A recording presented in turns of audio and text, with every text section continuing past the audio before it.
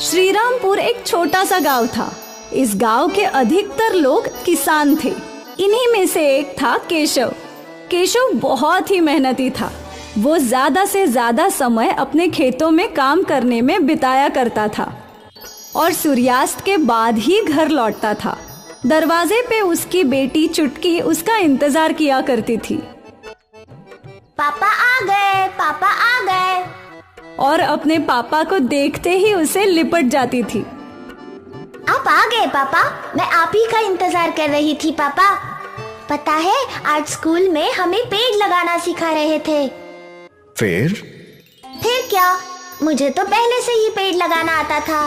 Teacher ने पूछा कि चुटकी तुझे ये सब कैसे आता है, तो मैंने गर्व से बोला कि मेरे पापा किसान हैं। अरे वाह, ये हुई ना बात। सबने मेरे लिए तालियां बजाई और टीचर ने मुझे चॉकलेट भी दी। बढ़िया है। वैसे तेरी माँ ने आज खाने में क्या बनाया है? दाल चावल और गोभी की सब्जी। फिर से गोभी की सब्जी? अरे छुटकी, तुम्हें तो गोभी की सब्जी खानी चाहिए। ये सब्जी तुम्हारे पापा ने उगाई है। फिर तो मैं जरूर खाऊंगी। मैं अभी खाना लगाती हूँ। कोमल ने सबके लिए खाना लगाया और फिर तीनों ने एक साथ बैठकर हंसी खुशी खाना खाया। अगली सुबह बिन मौसम बरसात शुरू हो गई। अब क्या होगा? ऐसे ही अगर ये बरसात बरसती रही तो सारी फसल बर्बाद हो जाएगी। आप चिंता मत कीजिए, भगवान जी हमारी मदद करेंगे। जल्दी बरसात रुक जाएगी। उम्मीद है। लेकिन होने को कुछ और ही मंजूर था। बरसात बढ़ते ही जा रही थी। कुछ ही घंटों में गांव में पानी भरने लगा और जल्द ही खेतों में भी पानी भरने लगा। सारे किसान परेशान हो गए। अब क्या होगा? सारी फसल बर्बाद हो गई। अब तो भगवान ही हमारी मदद कर सकता है। केशव ने अपनी फसल देखी जो पूरी पानी में डूबी थी। वो परेशान हो गया। वो भीगते हुए घर लौटा। कोमल, समझ नहीं आ रहा है कि अब क्या होगा। सारे किसानों की फसल पानी में डूबकर बर्बाद हो गई है, हमारी भी। हे राम, अब हम क्या करेंगे? पानी उतरे तो नई फसल लगाने की सोच सकते हैं। अब और कोई रास्ता नहीं। हमें इंतजार ही करना होगा बरसात रुकने और पानी उतरने का। हाँ, आप चिंता मत कीजिए।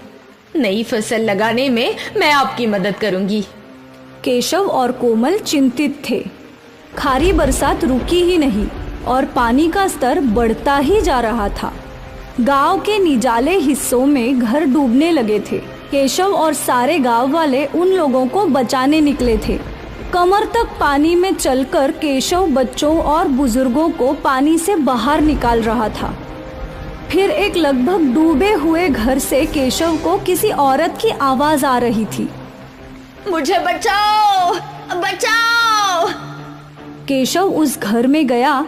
वहां फंसी हुई औरत को केशव ने घर से बाहर निकाला, पर बस उसी वक्त वो घर बह गया। केशव के ऊपर छत गिरी और वो बुरे तरीके से घायल हो गया। कुछ गांव वालों ने केशव को बाहर निकाला। केशव बेहोशी के आलम में घर पहुंचा। इन्हें क्या हुआ?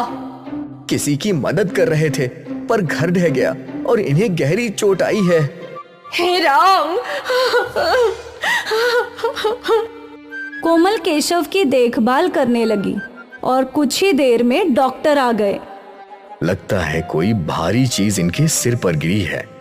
इन्हें कब होश में आएगा ये पता नहीं। पर कोई तो इलाज होगा इनको ठीक करने का। शहर में MRI स्कैन करके पता कर सकते हैं कि इन्हें क्या हुआ है। पर भारी बरसात के कारण शहर जाने वाले सारे रास्ते बंद हैं। अगले कुछ दिनों तक इनकी घर पर ही देखभाल करनी होगी। ठीक है। डॉक्टर दवाई देकर चले गए। माँ, पापा ठीक तो हो जाएंगे ना? हाँ, भगवान जी है ना। कुछ देर बाद चुटकी सो गई, पर कोमल को चिंता के कारण नींद ही नहीं आ रही थी। अगली सुबह बरसात थम गई और खेतों से पानी उतरने लगा। किसान वापस तैयार हो गए नई फसल बोने के लिए। यहाँ केशव तो बिस्तर पे था। तो कोमल तैयार हो गई खेती करने। चुटकी बेटा, अपने पापा का ख्याल रखना। मैं खेतों में थोड़ा काम करके आती हूँ। ठीक है माँ। कोमल खेत पहुंची तो उसके खेत में पानी तो नहीं था, पर मिट्टी अभी गीली थी। कोमल ने मिट्टी को उठाकर देखा।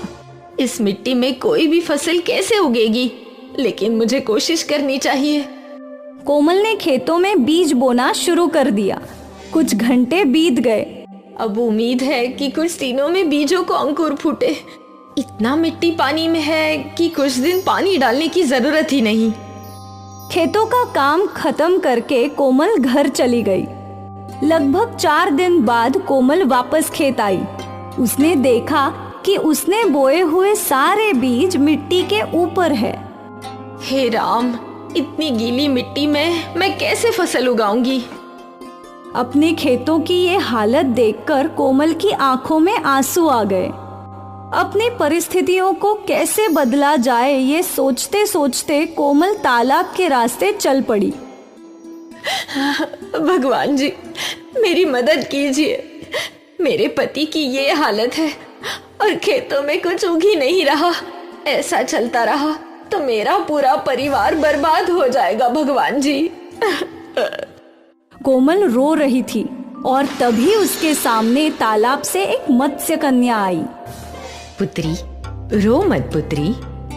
देवी, कैसे ना रो, आप तो मेरी परिस्थिति जानती है।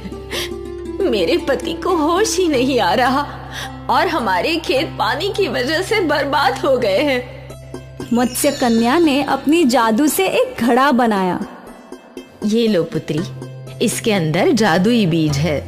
तुम इन्हें अपने खेतों में बो दो। तुम्हारे खेतों में मछलियों की खेती होगी, जिससे तुम्हें अच्छा खासा मुनाफा हो जाएगा। और इस घड़े में जो पानी बचेगा वो भी जादुई है। उस पानी को अपने पति के माथे पर लगाना, वो तुरंत ही जाग जाएंगे।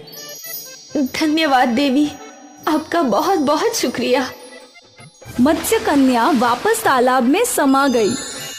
घड़ा लेकर कोमल अपने खेत पहुंची। कोमल ने उस घड़े के अंदर जो छोटी छोटी मछलियों की बीज थी, उन्हें अपने खेतों में छिड़क दिया। जब सारे बीज खत्म हो गए, अब इसमें बस पानी है, जादुई पानी। वो जादुई पानी लेकर कोमल अपने घर पहुंची और फिर उसने अपने हाथों से वो पानी केशव के माथे पर लगा दिया। और कुछ ही पलों में केशव ने अपनी आंखें खोली।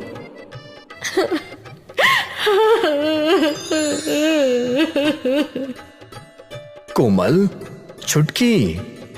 पापा। चुटकी ने अपने पिता को गले लगाया। केशव और कोमल की आंखों में अभी भी आंसू थे। मैं कितने दिनों से बेहोश था? 5 दिनों से। आपको होश इस जादुई पानी से आ गया है। कोमल ने केशव को जादुई पानी और मत्स्य कन्या की घटना बताई। मछलियों की खेती? हाँ, मैंने बीज बिखेर दिए हैं। ठीक है, खेत चलो, देखते हैं। जब तीनों खेत पहुंचे तो वहां जमीन में मछलियां लगी हुई थी। ये तो अद्भुत है। हाँ, उस देवी ने कहा था कि इस फसल से हमारा अच्छा खासा मुनाफा होगा। हाँ बिल्कुल। केशव और कोमल ने सारी मछलियां जमीन से बाहर निकाली। फिर इन मछलियों को बेचकर उन दोनों का अच्छा खासा मुनाफा हो गया। सोचा नहीं था कि उस बाढ़ के बाद हमको पेट भर के खाना भी नसीब होगा, पर ये देखो, हमें इतने सारे पैसे मिल गए। ये सब उस जादुई मत्स्य कन्या की कृपा है। केशव और कोमल ने उस मत्स्य कन्या का धन्यवाद किया। केशव ने बाढ़ में फंसे लोगों की मदद की और मत्स्य कन्या ने केशव और उसके परिवार की मदद की। इसलिए कहते हैं, कर भला तो हो भला।